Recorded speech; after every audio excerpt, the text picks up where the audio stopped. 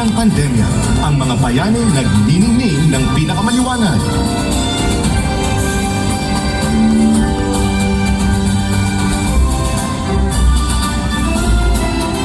Sila ang ating mga medical at healthcare frontliners.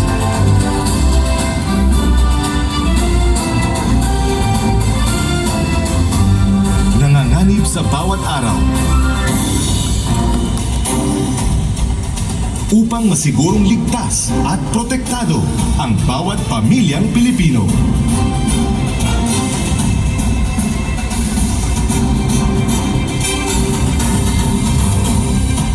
Ang ating mga overseas Filipino workers.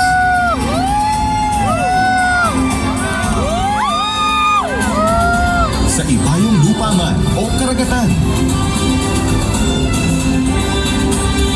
Ang manggagawang Pilipino ay tinitingala ng ibang bayan. Dahil sa kanilang husay, galing, at pagmamahal sa trabaho.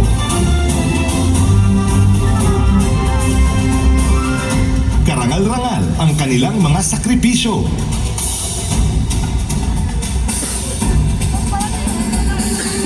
Malayo sa kanilang mga mahal sa buhay.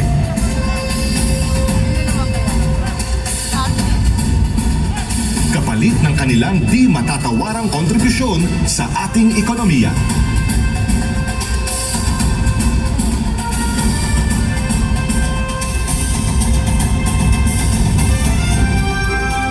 Mga atletang Pinoy sa larangan ng palakasan. Walang tatalo sa puso ng atletang Pinoy.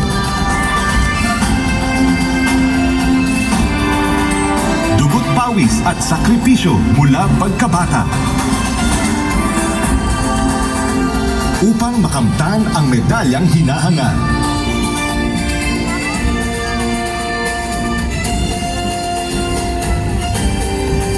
Ang karangalang inyong dala para sa bansa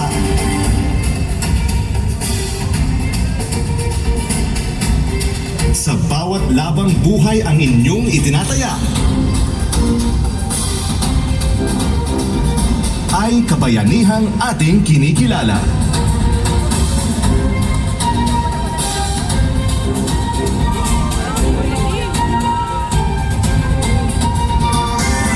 Ang manggagawang Pilipino. Kinikilala bilang haligi ng ating pag-unlad bilang isang bansa.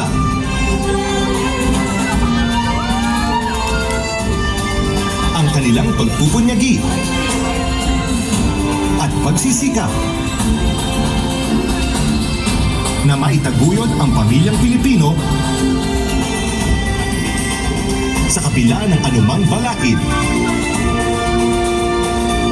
ay ating bigyang dangal.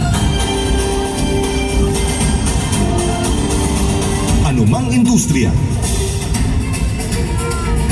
o antas ng panunungkulan, ang bawat manggagawang Pilipino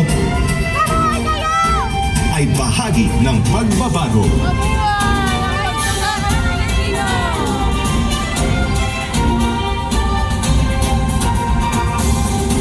Ang ating transport sector, panlupa, pantubig, o panghimpapawid.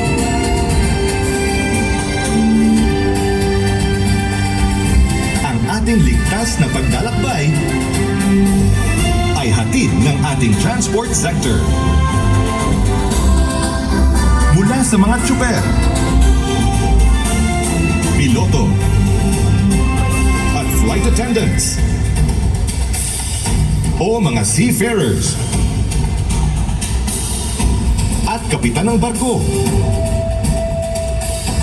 Ang kanilang husay at galing ay katuwang natin sa paglalakbay tungo sa maunlad na bukas.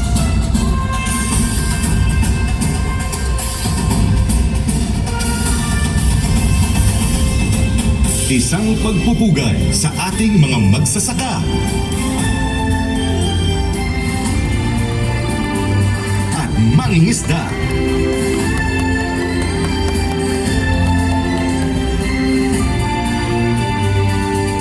Kinikilala natin ang huwarang kontribusyon ng ating mga bayani sa pagpapaunlad ng sektor ng agrikultura.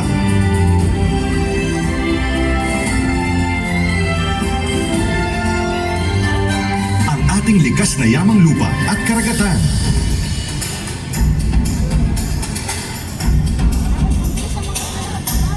Kasama ang mga makabagong teknolohiya.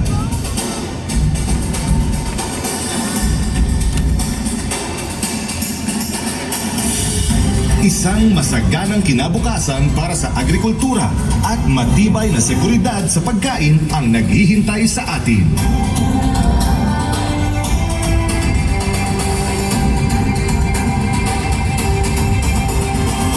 Ang ating Street Management Services Sector. Malinis, ligtas, at maayos na mga kalye at lansangan. Hatid ng ating mga kababayan sa serbisyo.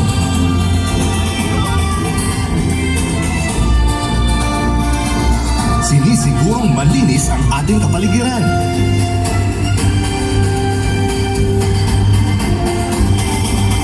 Maginhawa ang daloy ng trapiko.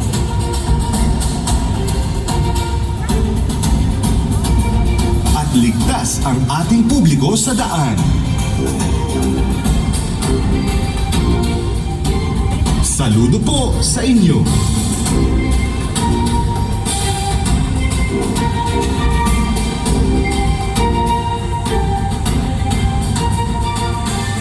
Ang ating construction recorded kasi. To read the joint resolution from the Senate and House of Representatives, Senate President Vicente Tito Soto III. Senate President.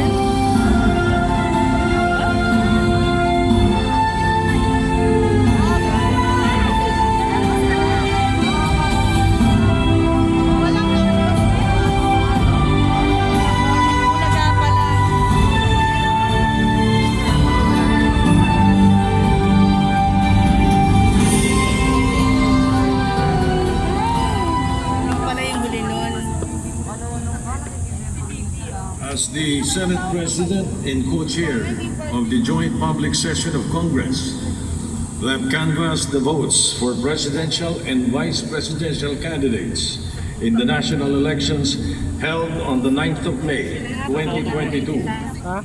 It is my distinct honor and privilege to join you in this historic occasion and read the dispositive portion of the resolution of both houses, which proclaim the duly elected President and Vice President of the Republic of the Philippines.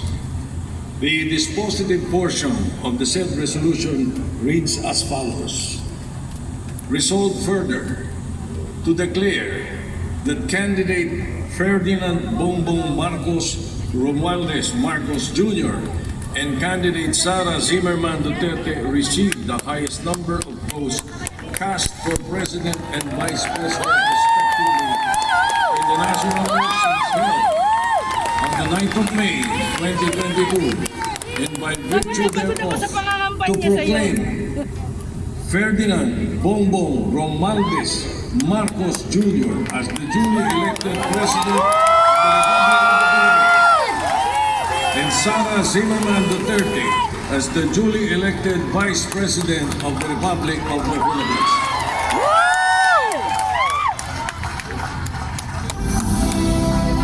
To administer the oath of office to President-elect Ferdinand Romualdez Marcos Jr., Chief Justice Alexander G. Gasmundo. May we request on stage Attorney Liza Araneta Marcos, Ferdinand Alexander Sandro Marcos, Joseph Simon Marcos, and William Vincent Marcos to witness the oath-taking.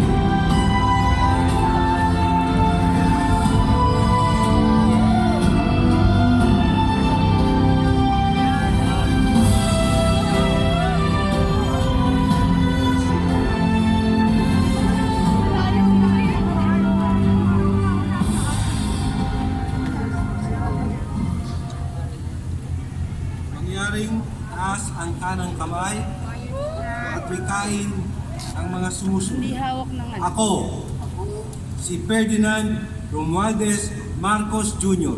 Si Ferdinand Romualdez Marcos Jr. ay mataimtim na nanunumpa. ay taimtim na nanunumpa. Natutuparin ko ng buong katapatan at sigasig Natutuparin ko ng buong katapatan at sigasig ang aking mga tungkulin ang aking mga tungkulin bilang Pangulo ng Pilipinas, bilang Pangulo ng Pilipinas, pangangalagaan pangangalagaan at ipagtatanggol at ipagtatanggol ang kanyang konstitusyon, ang kanyang konstitusyon, ipatutupad ang mga batas nito, ipapatupad ang mga batas nito, magiging makatarungan sa bawat tao, magiging makatarungan sa bawat tao, at itatalaga ang aking sarili at itatalaga ang aking sarili sa paglilingkod sa bansa. sa paglilingkod sa bansa. Kasihanawa ako ng Diyos. Kasinawan ako ng Diyos. Congratulations, Mr. President.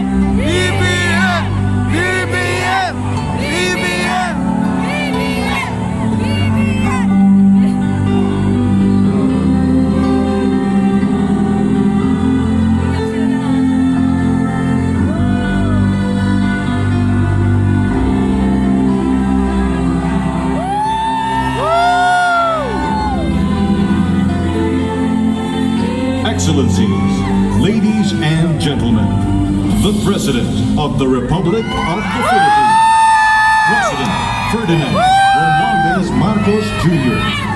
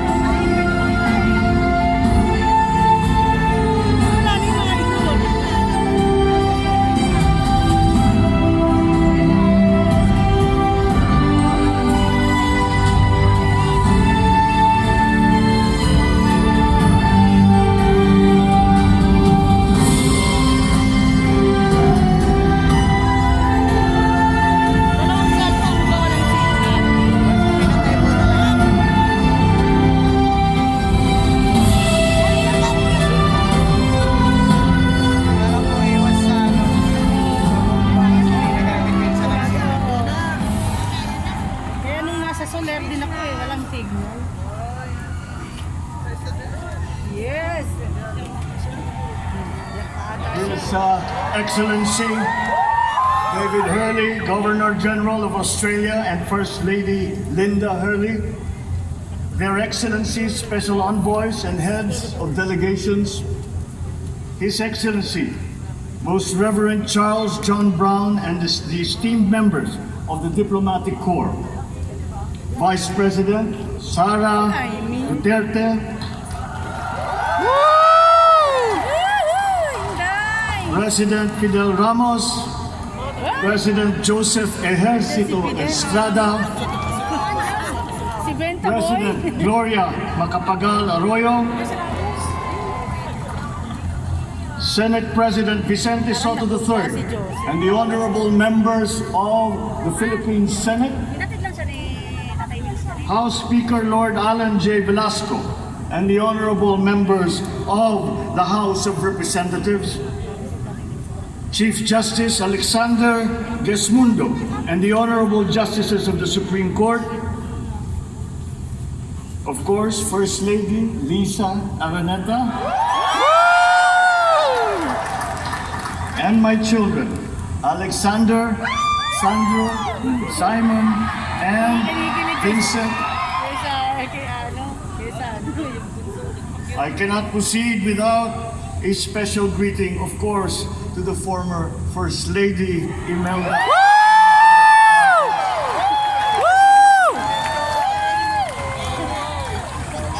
Other distinguished guests, ladies and gentlemen, my friends, ang aking minamahal na mga kababayan,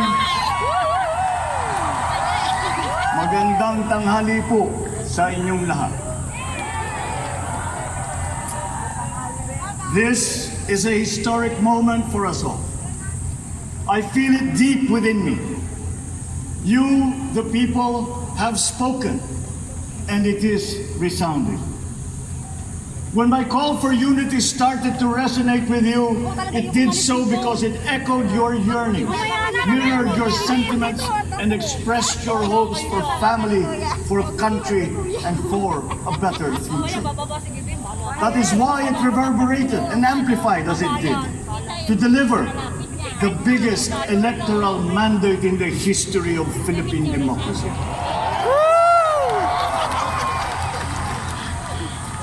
By your vote, you rejected the politics of division. I offended none of my rivals in this campaign. I listened instead to what they were saying. And I saw little incompatibility with my own ideas about jobs, fair wages, personal safety, and national strength, and ending want in a land of plenty. I believe that if we but focus on the work at hand and the work that will come to hand, we will go very far under my watch. You believe that too. Yes! At pinakinggan ko ang tinig ninyo na ang sinisigaw ay pagkakaisa. Pagkakaisa. Yes! Pagkakaisa. We will go farther together than against each other. Pushing forward, not pulling each other back, out of fear, out of a misplaced sense of weakness. But we are the furthest from weak. The Filipino diaspora flourishes even in the most inhospitable climes, where they are valued for their quality. The changes we seek will benefit all and will shortchange no one. I was not the instrument of change. You were that. Yes! You made it happen. Yes! I am now. You picked me to be your servant, to enable changes to benefit all. I fully understand the gravity of the responsibility that you've put on my shoulders. I do not take it lightly, but I am ready for the task. I will need your help. I want to rely on it. But rest assured, I do not predicate success on the wide cooperation that's needed. I will get it done. I once knew a man who saw what little had been achieved since independence in a land of people with the greatest potential for achievement, and yet they were poor. But he got it done, sometimes with the needed support, sometimes without. So will it be with his son. You will get no excuses from me.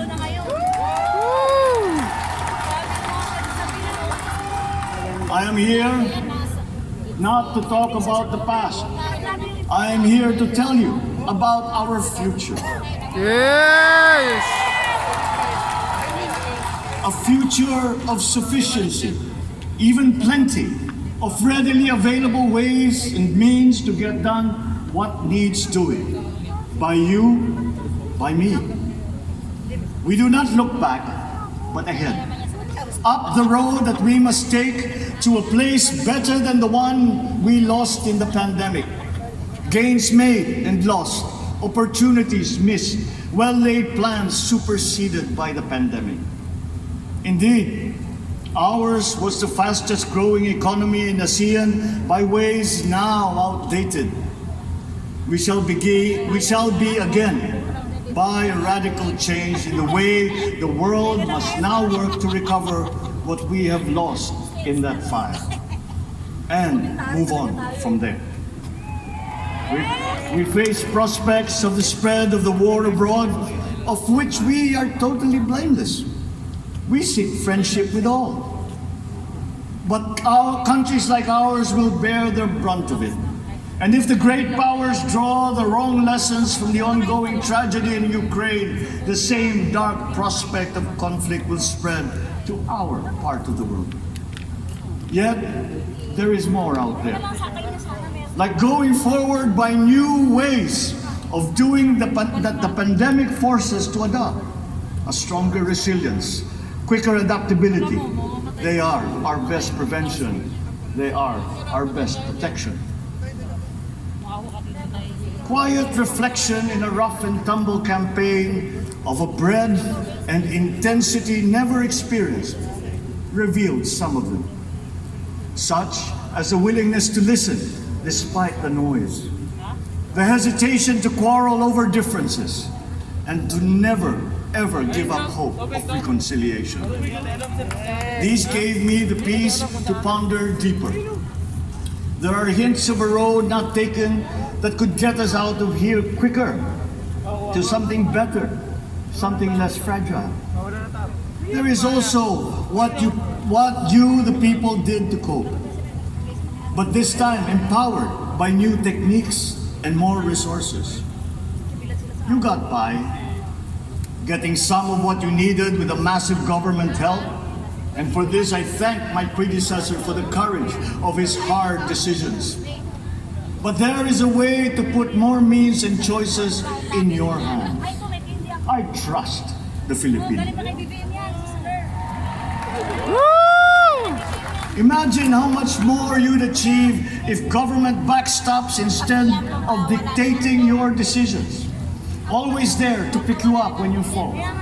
Giving what you need to get past a problem. Imagine if it invested in your self-empowerment to bring it closer to taking on whatever challenges come. Imagine a country that, in almost every sense, is you. Now imagine what you and government can achieve together.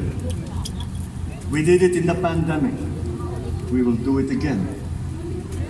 But again, I will not predicate my promise to you on your cooperation. You have your own lives to live, your work to do, and there too I will help. Government will get as much done alone without requiring more from you. That is what government and public officials are for. No excuses, just deliver. It was like that once upon a time.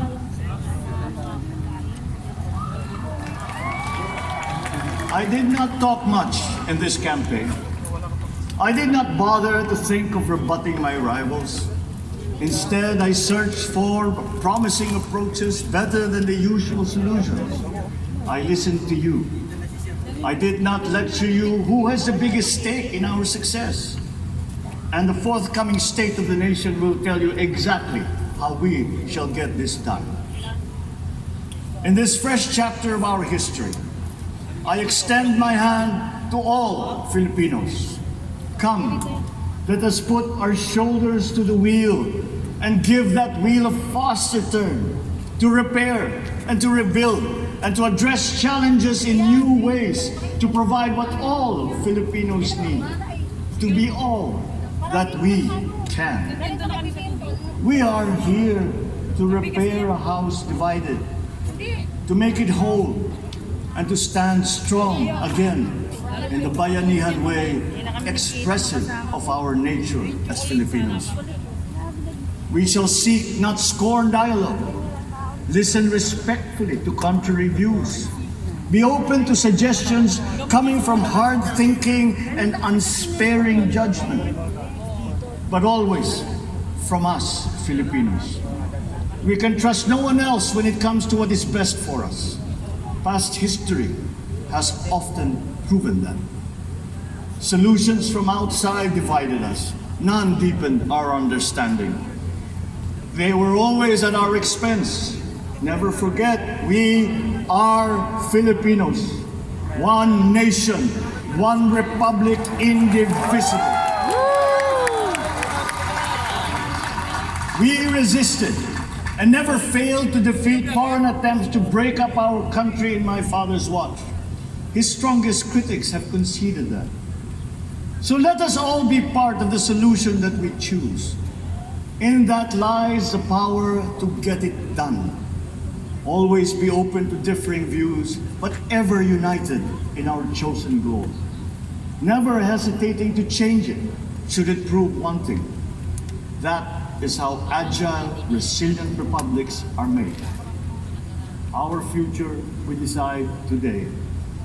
Yesterday cannot make that decision anymore, nor can tomorrow delay it.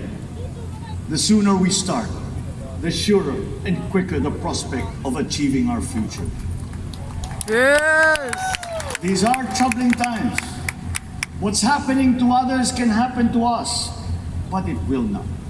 We see what's happening.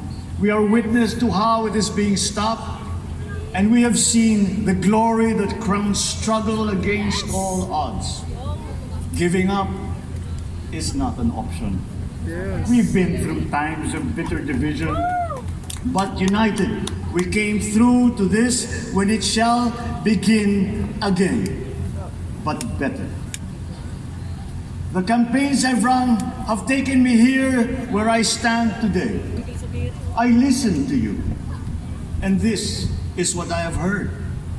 We all want peace in our land. Yes. You and your children want a good chance at a better life in a safer, more prosperous country. All that is within reach of a hard-working, warm, and giving race. Your dreams are mine. Pangarap nyo ay pangarap ko. Yes! How can we make them come true? How can we do it together? But I will take it as far as anyone with the same faith and commitment can, as if it depended entirely on himself. Sa pangarap na maging mapayapa ang ating bansa, ang pangarap nyo ay pangarap ko. Sa pangarap na maging maunlad ang ating bansa, ang pangarap nyo ay pangarap ko. Yes!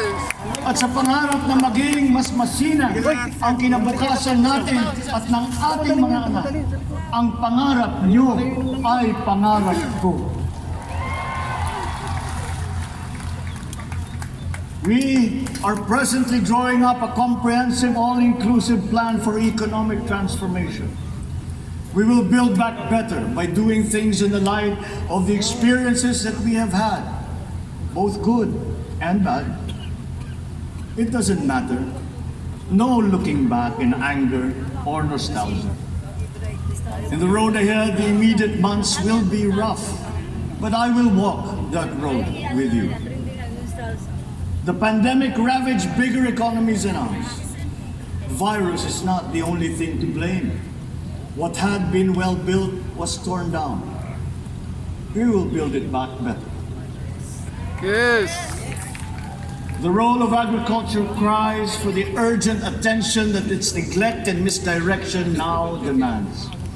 Food self-sufficiency has been the key promise of every administration. None but one delivered. There were inherent defects in the old ways and in recent ways too. The trade policy of competitive advantage made the case that when it comes to food sufficiency, a country should not produce but import what other countries make more of and sell cheapest. Then came Ukraine. The most vulnerable when it comes to food are the countries furthest away from the conflict, those bearing no blame for provoking it. Yet they face the biggest risk of starvation. If financial aid is poured into them, though it never is, there is nothing to buy.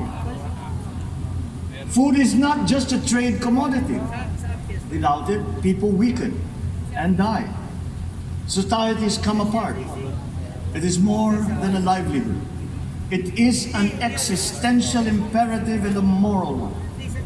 An agriculture damaged and diminished by unfair competition will have a harder time or will have no prospects at all of recovery. Food sufficiency must get the preferential treatment the richest free trade countries always gave their agricultural sectors.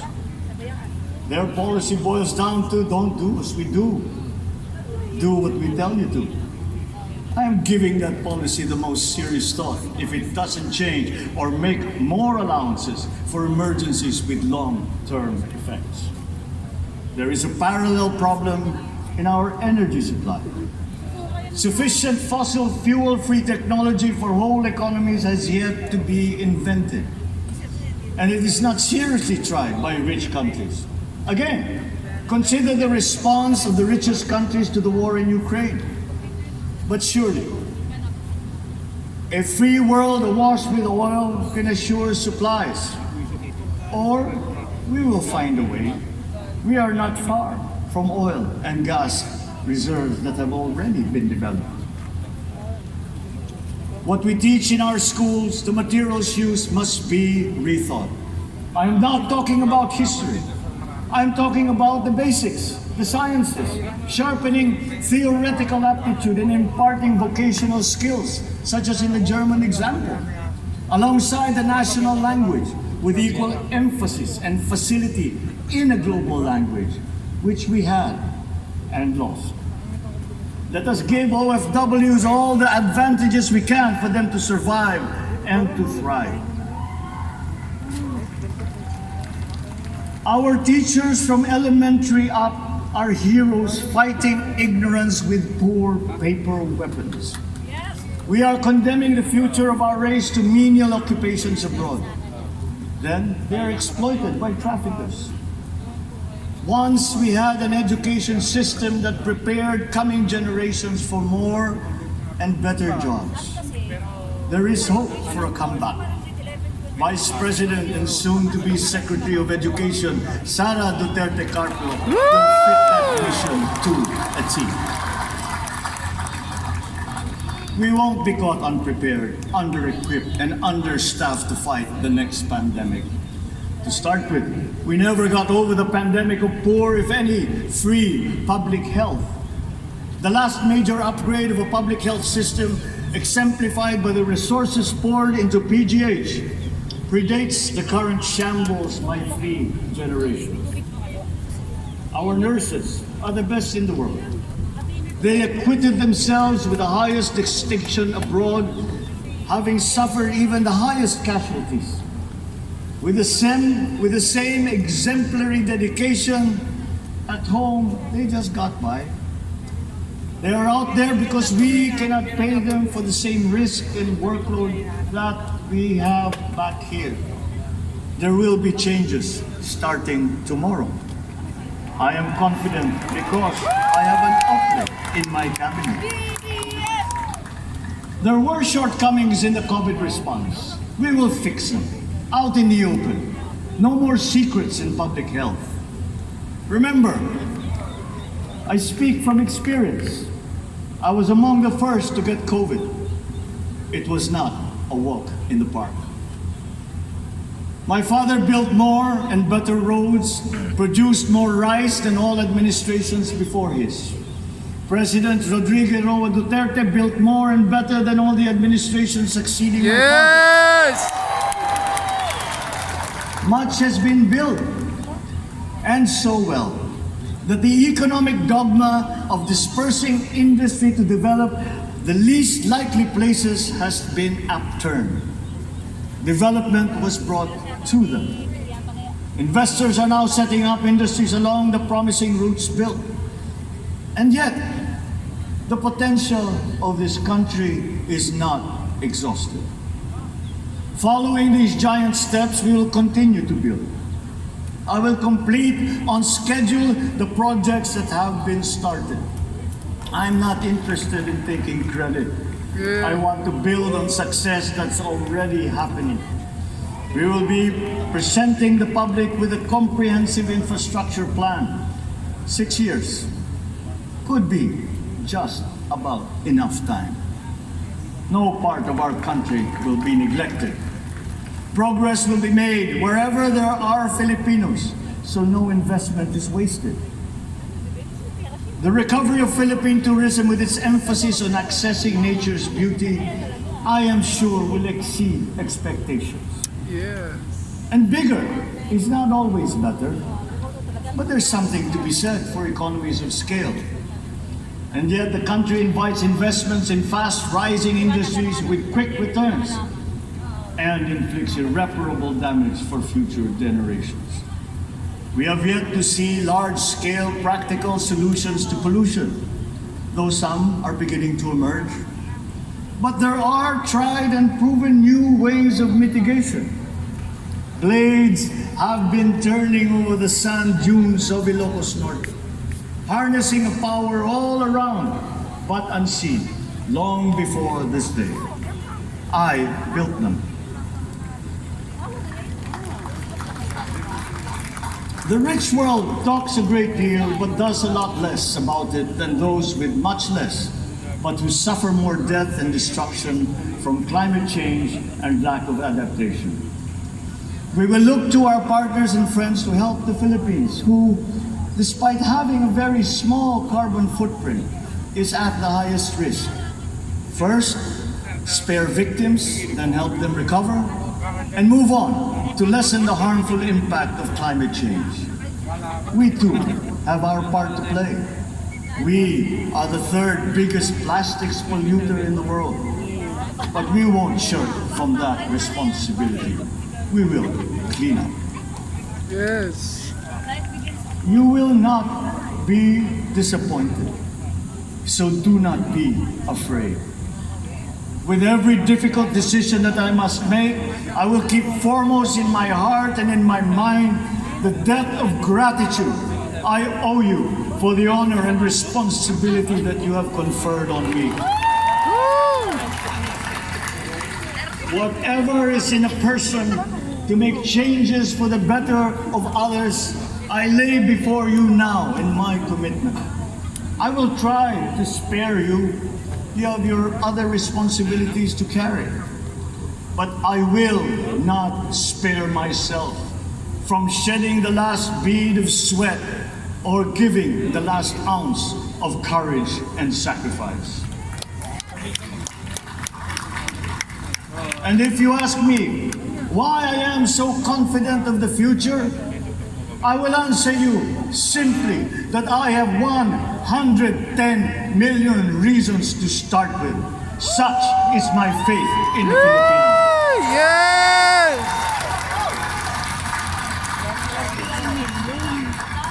Believe, have hope. The sun also rises like it did today and as it will tomorrow. And as surely as that, we will achieve the country all Filipinos deserve. God bless the Philippines. Yes! God bless our work. BBM! Maraming salamat po sa inyong lahat. Thank you! Mabuhay ang Pilipinas. Mabuhay!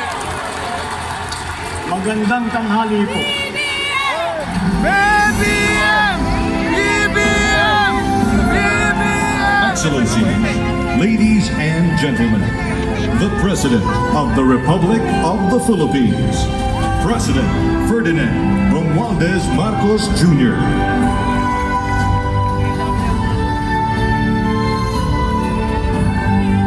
We will now have a photo opportunity with President Ferdinand Romualdez Marcos Jr. May we invite the first family on stage. First Lady Liza Araneta Marcos, Ferdinand Alexander Sandro Marcos, Joseph Simon Marcos, and William Vincent Marcos.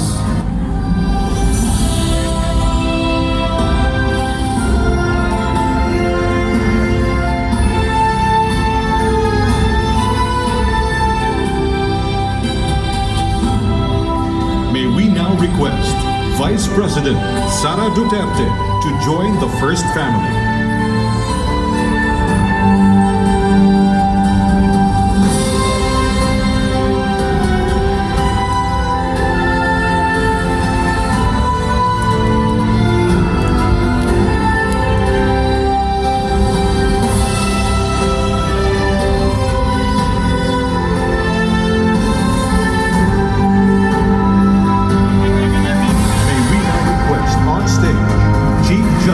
Alexander G. Gesmundo and Senate President Vicente Soto III to join the first family.